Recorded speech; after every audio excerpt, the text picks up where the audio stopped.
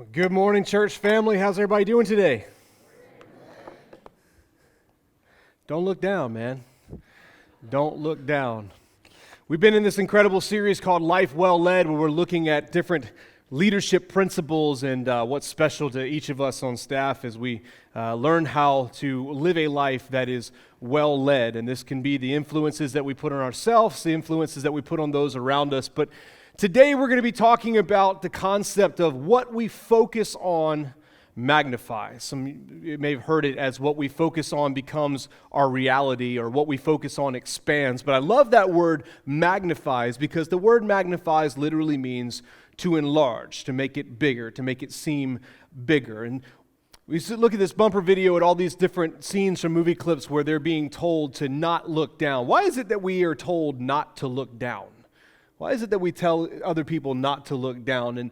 And of course, the first thing we do in those moments is we look down, which is usually a horrible, horrible thing to do. But we tell other people this because when you look down, your focus immediately is drawn to what could potentially happen if I fall. You know, you've ever been in that place before where maybe you're doing like a high ropes course and everything is good, and the minute that you look down, your knees begin to shake, your body starts to sweat, you start to feel faint, you start to get a pit in your stomach and all this other stuff. That's why they say don't look down. It's because it takes our focus off of whatever it is that we're doing, whatever it is that we're focusing on, and it puts it on all the different things that can potentially go wrong. So we're going to be talking about what we focus on magnifies. We're going to look at what happens when we take our focus off of God and we start putting our focus on things like our fears and our insecurities. See, I'm a worrier by nature. It's built into my DNA. It's built into my blood. Every situation, no matter what it is, my mind always goes to the worst case scenario situation. It drives my wife absolutely insane. I'm an over-preparer. I'm an overthinker. I love outdoor adventures. That's part of my life. I try to spend as much time outdoors as I possibly can, but if I can be honest with you, I freak myself out all the time thinking about all the things that could potentially go wrong. And the context for which my mentality exists is because most of the time, it's what happens. I don't have great luck when it comes to things in the outdoors, even though I love spending all my time out there. I remember a couple of years back, I was in Cancun with some friends of ours, and we had the opportunity to get a canoe. Our place that we were staying on was on this really cool, like man-made, like canal lagoon type thing, and so they brought us this canoe, and we were like, we're going to go canoeing. It's great. This canoe was not. Listen, I'm telling you, this thing was not structurally sound. I'm calling it right. I've been in canoes. I know how to canoe. I've owned canoes. But the minute we got in this canoe, the whole thing started to do this right here, just shaking back and forth. And he's yelling at me. I'm yelling at him. He's like, you're not sitting still. You're moving too much. I'm like, nah, dude, it's the water that we're sitting in. Or we weigh too much. The whole thing is, and I'm yelling at him, and I'm pointing out all the things that could potentially go wrong and how we're going to fall in. And I'm trying to throw stuff out of the boat to try to make it lighter, because maybe that's the reason why we're rocking back and forth. And the one thing I didn't think about is what would happen if we actually fell into the lagoon, because it just, to me, looked like some clear water with some rocks at the bottom of it. Not a big deal. We fall in. It'll be funny. We're in our bathing suits anyway, so who cares, right? Inevitably, the whole thing tips over. I have all this on video. I'd tell you to go watch it, but I don't have social media anymore, so it's all gone. And it's just hiding in a secret spot where nobody else can find it. But it's hilarious. We flip this canoe over. Both of us go in. My feet's up in the air. And everything was fine, except for the fact that laying at the bottom of this lagoon were mangrove jellyfish. If you don't know what a mangrove jellyfish does, it lays dormant, usually attached to a rock or the bottom of the water, and they don't move unless they're disturbed. And they're very, very small. Okay, so they just look like barnacle. They look like coral. They look like something, like a plant at the bottom. You don't think anything about it, right? But the minute that they're disturbed, they begin to move, and they also begin to excrete this slime, apparently, that's incredibly painful and itchy and irritating and awful, okay? Which wasn't that big of a deal because we crawled out as fast as we could, and most of it washed off with the water as we're coming out of the water. But I had a bathing suit on, and it got trapped in my bathing suit. And me and my buddy are looking at each other going, bro, you on fire right now? We had this outdoor shower in the room that we were staying in. I did not even care. I'm drop trowel and I am gone. Dude, it was the worst thing. And who would have thought that would have happened, right? I'm thinking that the worst thing that could happen is we'd flip over and we'd be in the water and we'd have to pull ourselves out. But no, there's stinking jellyfish at the bottom of this man-made. How'd they even get there is what I want to know. This isn't even like, it's like a pool, basically. Why are these there? I have a lot of questions. I also love to go outdoors. I love backpacking. My wife and I do a lot of backpacking outdoors where we go and we'll hike several days. We'll stay in tents. We carry everything. We're the crazy people with the 40-pound backpacks and all that type of stuff. I love doing this, but I'm an overspender. I love gear. I love going to REI and dropping way too much money on every possible thing that I could need with backpacking. I get made fun of a lot because I have way too much in my backpack, but it's not that I just love to spend money on gear. It's that I'm an overthinker. I'm an overplanner, right?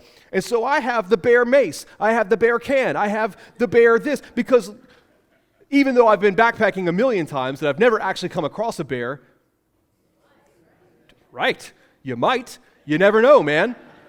My wife asks me all the time, why do you need that? Because what if something happens? What if the coyote comes out of the woods and in the middle of the night starts nibbling on the bottom of my feet? What am I going to do with the coyote? And she thinks I'm crazy, of course. But it gets us out of trouble sometimes.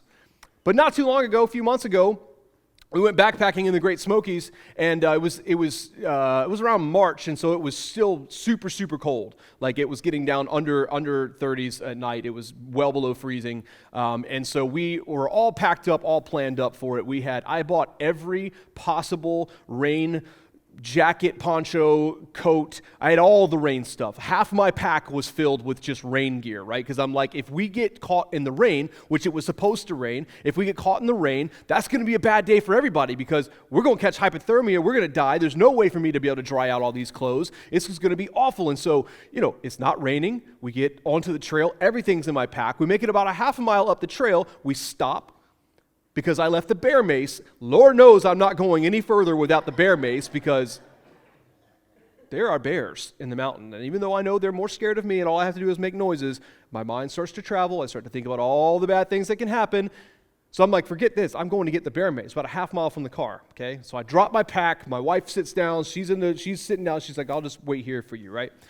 So I get back to the car, and the heavens open up, and a torrential downpour, hurricane force winds, everything that you could ever it was awful, awful.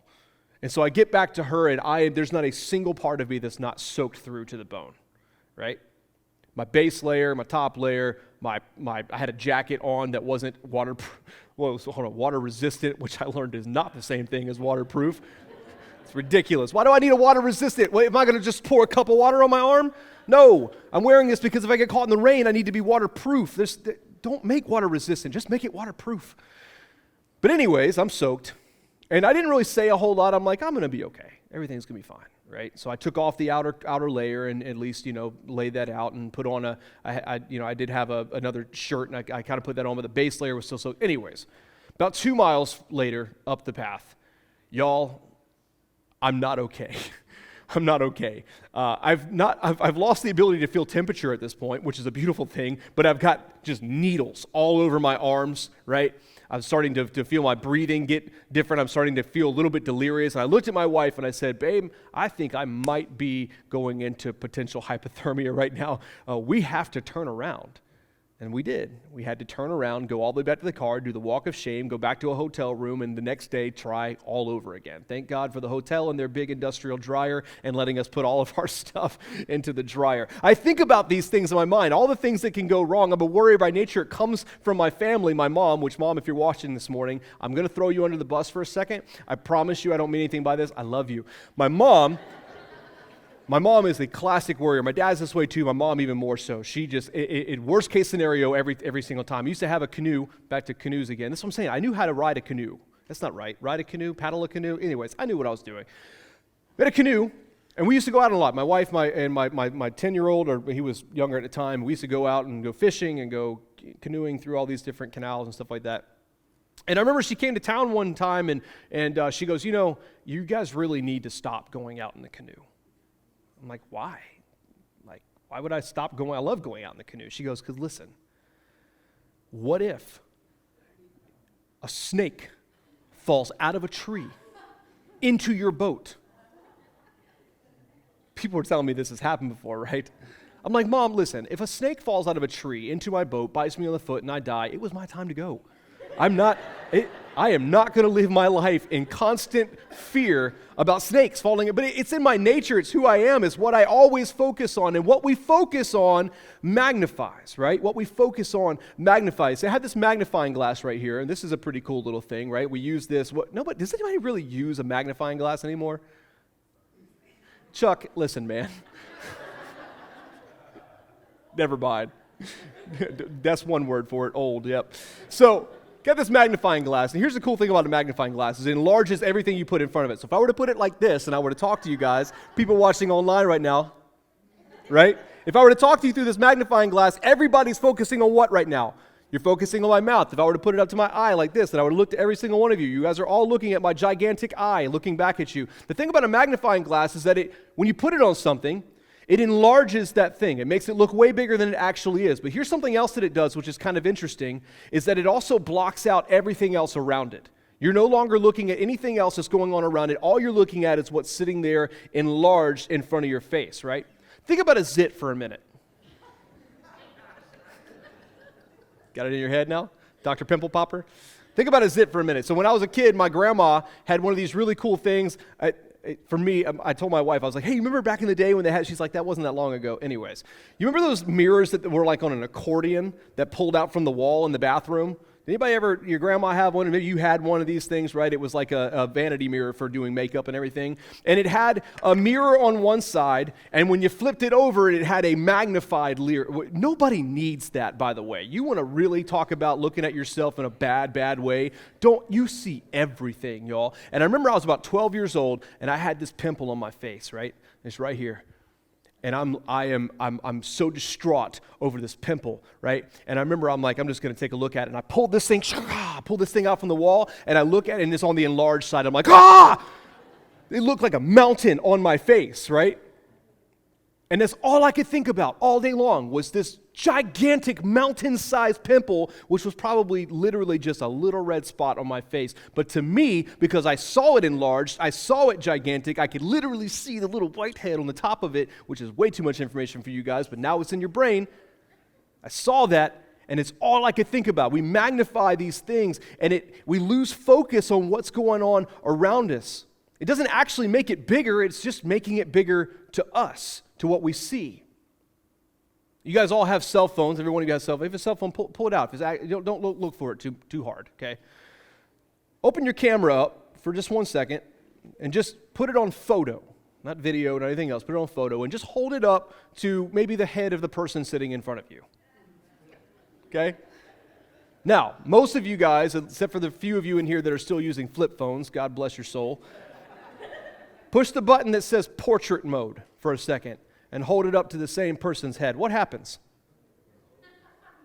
That head just got real focused, right? Don't look at their pimples. Don't look at that. But everything around it completely blurs out. For those of you who did not know you had this function on your phone, you're welcome. You are now a professional photographer. Congratulations. Use the portrait mode. It makes everything look better. Why does it make everything look better? Okay, you can put your phones away so we don't, y'all, I done distracted everybody in here. All right. The reason why we use the phone, the portrait mode, is that it puts in focus the object that we want to be in focus, right? So when we take a photo of somebody and we put them in the center of the portrait mode and it blurs out everything, what does it do? It brings that to life, right? It makes it look so much more vivid and so much more distinct, and it brings that to life. But everything around it is blurred out. The same with a magnifying glass. When I hold this up to an object, all I see is the enlarged object, and no part of me whatsoever is paying attention to what's going on around the magnifying glass. And it's amazing how sometimes something so small can completely block our vision. It's like taking a quarter and holding it up to the sun. If you hold it just right, you will block out the entire sun. Now, that quarter is a billion zillion times smaller than what an actual sun is, but you can block the whole thing out by holding up. It's all perspective. It's all perspective. We can take something negative, and let it completely consume our thoughts. What we focus on magnifies, and our focus, it has such a dramatic impact on our thoughts. It influences all of our thoughts. What we're focusing on is what we think about. So when I saw that gigantic zit in the magnifying glass, all I thought about the entire day was that gigantic zit because it became magnified to me. It's what I was focused on. See, there's this battle for your mind that's going on every single day. Our focus is being controlled constantly by what we consume in our bodies, what we consume visually, what we consume mentally. I mentioned a minute ago that I'm not on social media anymore. I left social media about 7 months ago, and let me tell you why. Because I found myself constantly upset. I found myself constantly stressed out, constantly in fear, constantly angry about somebody else's problems. We play this comparison game where we look at everybody else's. You're looking at their highlight reels, guys. You're looking at their families. You're looking at their love life. You're looking at the adventures that they get to go on. You're looking at how somebody is way prettier than you are. It's in your mind, you think that, right? And we let that become our focus, and I found myself, just by sitting on my phone at times during the day and mindlessly thumbing and scrolling on social media, I found it controlling my thoughts and shifting my focus to places that were not good for me to be. We do the same thing with the news. You know, some of you guys like to just read news articles all day long, or you like to watch CNN or Fox News or whatever it is that you watch, and you consume yourself with all of these thoughts, and then what happens? Every time you go to Walmart, which, by the way, validated. Walmart's sketchy anyways. I need to change that about it, okay? But seriously, man, we consume all of this stuff. And I'm telling you what, the media is feeding it to you. It's feeding you fear. It's not telling you about, remember back in the day when they used to do news stories about like dog shows and things like that? They don't do that anymore. They don't talk about fun, happy stuff. What happened to the squirrel on jet ski or on skis, right? We don't talk about these things anymore. We look at the fear. We look at what's going on. We look at all the things that are negative in this world, and they're being crammed down our throat. And everywhere we go, we're looking over our shoulders, or we're planning about the worst case scenarios because of what we've consumed inside of our bodies. There's a battle for our mind, and we're losing. If you grew up in church, there's this incredible story we're going to talk about this morning in the book of Matthew, chapter 14. And it's interesting in this story, this is where someone other than Jesus walks on water. You know, we all know the story of Jesus walking on water, but in this particular story, this is when someone other than Jesus walks on water. The 12 disciples are in a boat, and they're out in the middle of the sea, and the winds and the waves begin to, and a storm comes through, and Jesus, who had been over on the mountain praying, walks across the water out towards the boat. And then Peter, one of the disciples, Peter literally gets out of the boat and begins to walk to Jesus. And this really, really interesting thing happens. If we pick up Matthew chapter 14, verses 22 through 31, I want to read this in its context so it'll help bring this story to life. It says, immediately Jesus made the disciples get into the boat and go ahead of him to the other side, while he dismissed the crowd. After he had dismissed them, he went up on a mountainside by himself to pray. Later that night, he was there alone, and the boat was already a considerable distance from land, buffeted by the waves because the wind was against it. Shortly before dawn, Jesus went out to them walking on the lake. When the disciples saw him walking on the lake, they were terrified. "It's a ghost," they said, and they cried out in fear. But Jesus immediately said to them, "Take courage, it is I, don't be afraid." And Peter replied, "Lord, if it's you, tell me to come to you on the water." "Come," he said. And then Peter got down out of the boat, walked on the water, and came toward Jesus. But when he saw the wind, first of all, that's an interesting concept. Can you see wind? Right? Or maybe was Peter in a place right now where he was starting to see things that you're not really supposed to be able to see? Can you even see wind? But he changed his focus. The minute he started looking at the wind, he started looking at the waves, his focus completely changed. See, he was focusing on Jesus, and everything was going well. He was walking across, and as soon as he took his focus off of Jesus, I don't even need to read the rest of the story. You know exactly what's going to happen. But we pick up in verse 30. It says, "But when he saw the wind, he was afraid, and beginning to sink, he cried out, 'Lord, save me.' And immediately Jesus reached out his hand and caught him. And he said, 'You of little faith,' he said, 'why do you doubt?'" And I started to think about Peter, and Peter wasn't really known for having little faith. I mean, to be fair, he's the only one that got out the boat and walked across the water. Nobody else did that, just Peter. So there's faith in and of itself that this guy's going to literally get out the boat and try to walk towards Jesus. But Jesus says, you of little faith, why did you doubt? See, focusing on the wrong thing can take someone of great faith and certainty in God's power and love and make them act like someone who doesn't even know that there's a God. It's amazing how in that moment his focus completely shifted away from what he was doing, what he was going towards. His focus was off of Jesus, and he began to look at all the things around him that could go wrong, and he began to sink. And I wonder how many times we do this. I wonder how many times our focus creates the reality around us. How many times do we let our focus distract us? I can't stand up paddleboard. I can't. I've tried a million times. I am like a baby giraffe on this thing, guys. Like, my knees are shaking, and I've got my paddle, and I'm trying to go, and everybody who's ever tried to teach me how to do this has just been like, dude, what the heck is wrong with you? Just stand up. Like, dude, I can't. And I'm wobbling, and there's no way I can't get situated. My legs start to tremble, and I start to hurt everywhere because I'm so stiff, and I figured it out why. I'm terrified of the water. Anybody who knows me knows I grew up swimming in rivers and lakes and all this other stuff, but at some point in my mind, this is the whole focus thing, right? I convinced myself that there's a million things under that water that I don't know is down there.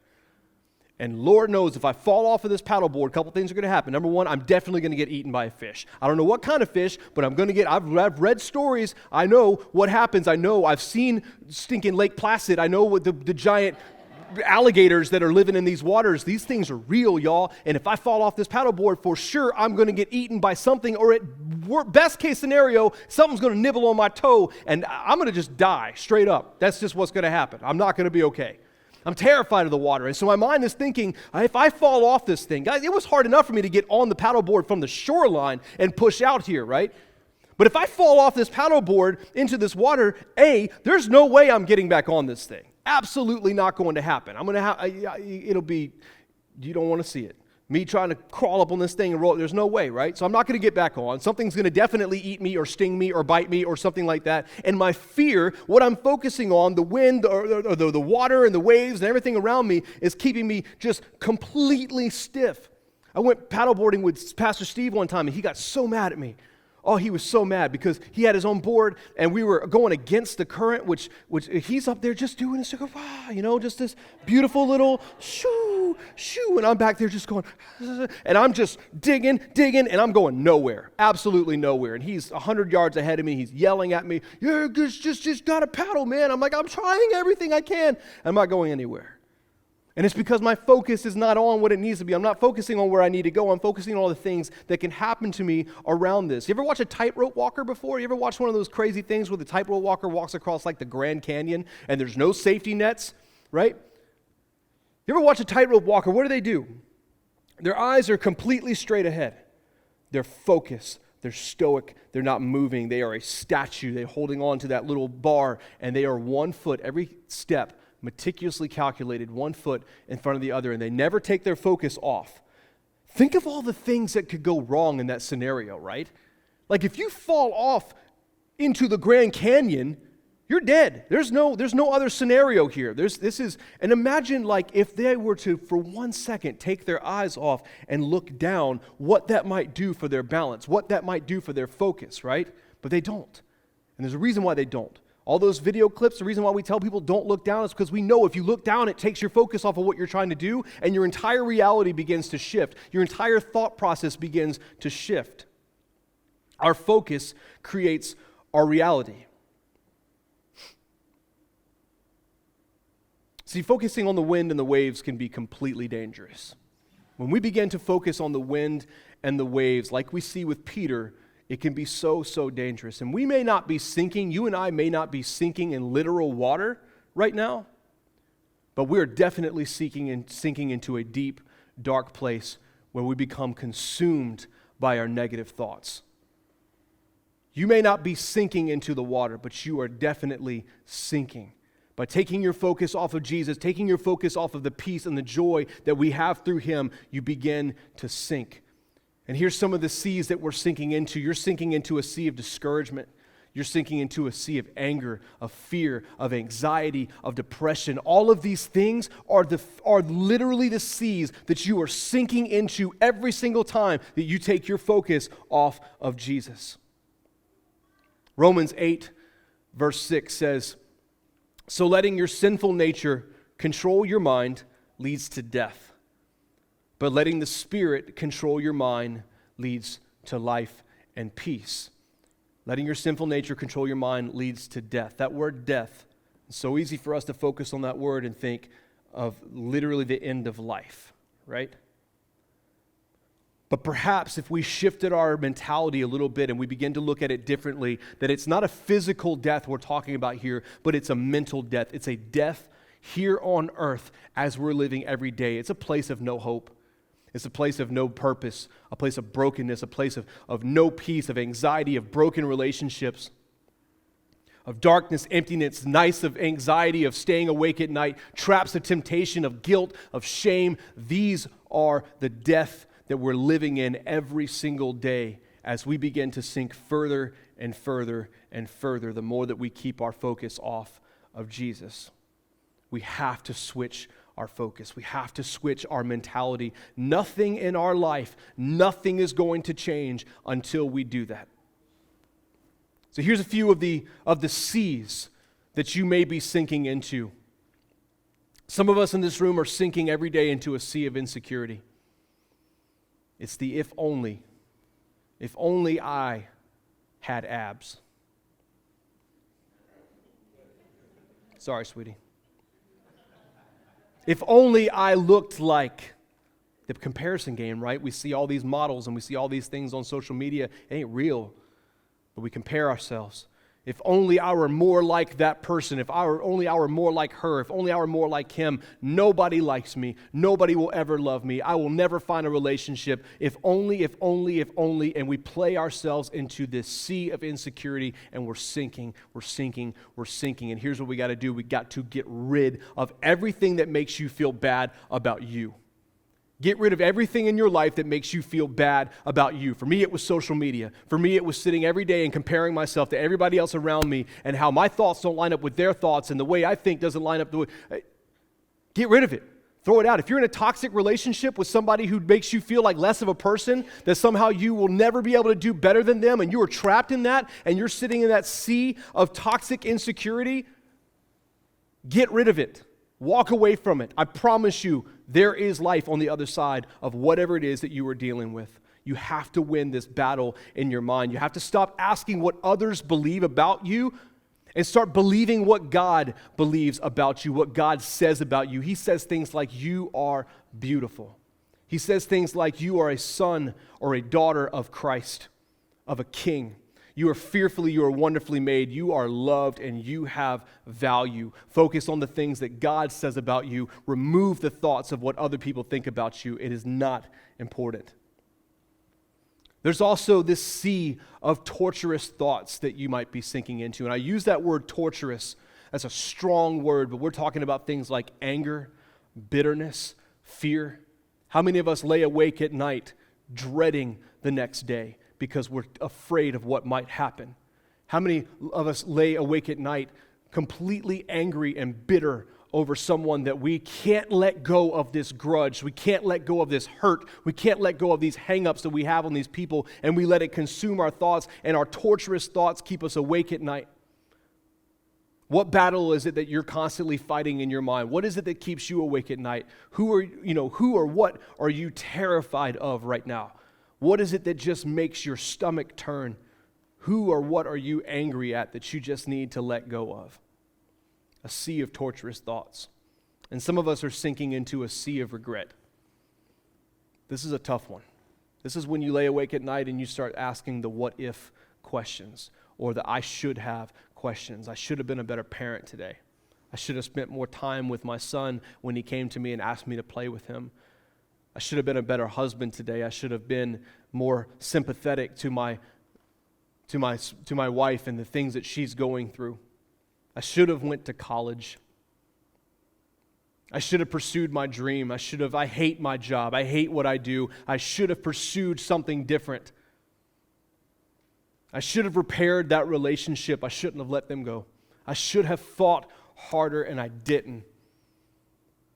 And I'd be willing to bet that almost everybody in here every single night lives in a sinking sea of insecurities, of regrets, and of torturous thoughts.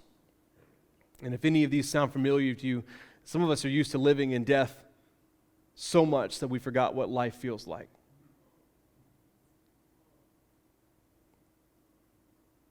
So how do you win this battle? How is it that you win this battle for your focus, for your thoughts? Because the wind and the waves are always going to be there. You can't snap your fingers and just hope they disappear. They're always going to be there. We look at Hebrews chapter 12. This is one of my favorite verses in all of the Bible. I use this a lot. It means a lot to me. It says, "Therefore, since we are surrounded by such a great cloud of witnesses, let us throw off everything that hinders and the sin that so easily entangles. And let us run with perseverance the race marked out for us, fixing our eyes on Jesus, the pioneer and perfecter of faith. For the joy set before him, he endured the cross, scorning its shame, and sat down at the right hand of the throne of God. Consider him who endured such opposition from sinners, so that you will not grow weary and lose heart." How do we combat this? We fix our eyes on Jesus. What was it that Peter did wrong? He took his eyes off of him. He started to look at the wind and the waves.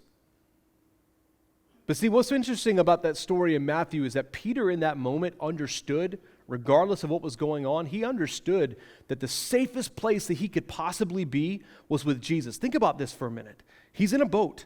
And yes, there's wind and there's waves, and it's probably terrifying out there. I'm guessing this little fishing boat was probably not that big. But at least he's in a boat. At least he's on something dry. But in that moment, what did he do? He knew that the safest place to be was with Jesus, and so he began to walk out to Jesus. Jesus is standing on the water. He's not protected by a boat. He's not protected by four walls. He's not protected by any of these things. He's just standing there. But Peter knew the safest place in that moment was to be with Jesus. And some of us have taken our focus off of Jesus, and we are so busy looking at the winds and the waves around us, and we're beginning to sink. Again, there will always be wind and waves, always. Those are not going away. But you know what? There will always be Jesus.